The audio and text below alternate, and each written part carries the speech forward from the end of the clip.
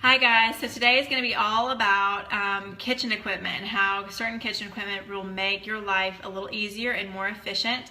If you are new to following me, my name is Megan and I'm Flux Nourishment on Instagram and Facebook, and I'm all about helping active families simplify wellness.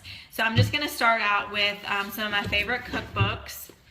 First one I'm going to talk about is this one. This is Dr. Esselstyn's book, and so Prevent and Reverse Heart Disease by Dr. Esselstyn.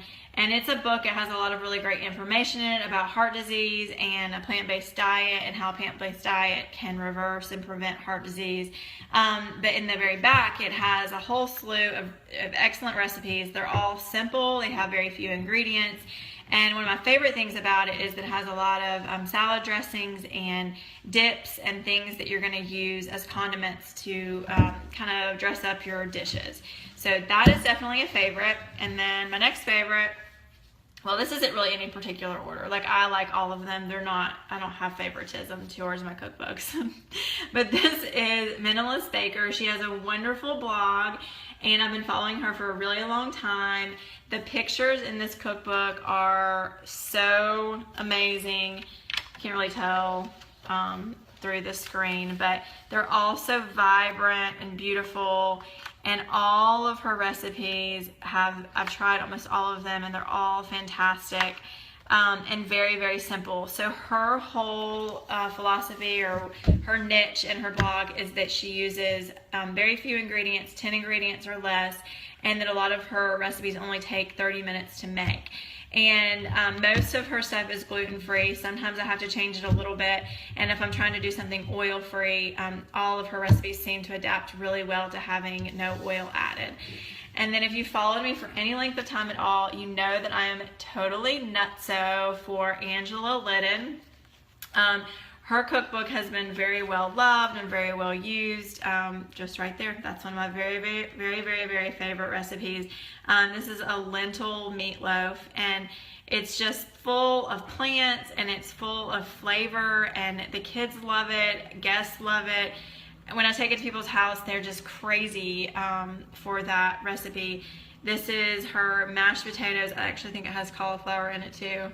Maybe not, but a lot of times I add cauliflower to that one to just make it a little more nutritious.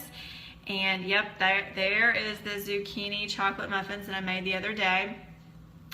So just a really fantastic cookbook, and actually she's coming out with a second one on September 6th, and I already have it pre-ordered, and I think you should too. And I also included this cookbook in, or it's not really a cookbook, but it's a book, in my list because I just found a lot of inspiration from it. Her whole thing is that time around the table and time spent with family is just incredibly valuable, and that cooking and the process of eating together is actually spiritual for her. And so I have really, really enjoyed reading and rereading this book, and she has some really awesome recipes in there too. Most of them are not plant-based or anything like that, but some of them are gluten-free. Like, I think that she must have a lot of friends that follow a gluten-free diet. So those are my four major go-tos. And the next thing I want to show you, my dad got me a set of kitchen knives for Christmas, and I find this to be such an important part of what I do, and the efficiency of my cooking.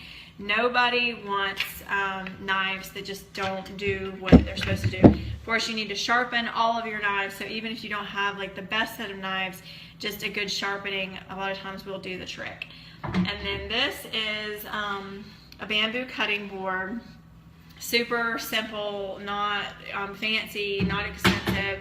You can get it at Home Goods or really any sort of home store.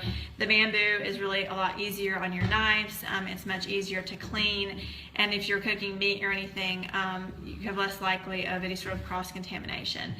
And I'm going to walk you over to my food processor.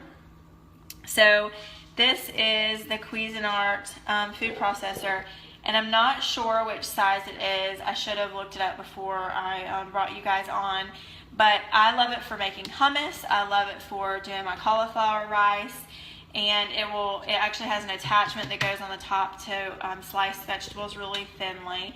And it's a very useful tool. It's totally worth the money. Definitely worth investing in and getting for a Christmas present or something like that. This is a really cheap just spice grinder. I use it for grinding up flaxseed and just to add a little more nutrients into our meals, and also to make flaxseed eggs. And I also use it to grind up spices that are not already ground. And this, of course, is the handy dandy Vitamix. I've had it for about 6 years, and I use it every day, multiple times a day. It's just a really phenomenal tool to have in any kitchen, but particularly if you're trying to eat a lot more vegetables, because I think that it just makes it easier. You can make so many sauces, and of course it's known for making smoothies. We don't really eat a whole lot of smoothies in this house, but it is very handy for making smoothies. I mostly use it for sauces and yeah, I mean, I guess mostly just sauces and soups. I use it to make ice cream, so just so many things. I use it on the daily basis. Cashew cream. So there are some things that the food processor is better at than the Vitamix, and I think hummus is one of those things. Hummus is just a lot better in the food processor than it is in the Vitamix. So that was something that I learned kind of after I had gotten the Vitamix. But okay, I think that is it. If you guys have any questions about kitchen tools and why I chose the ones I choose and all of that stuff, then please make comments in the comment section and private message me any other questions. All right, thanks guys.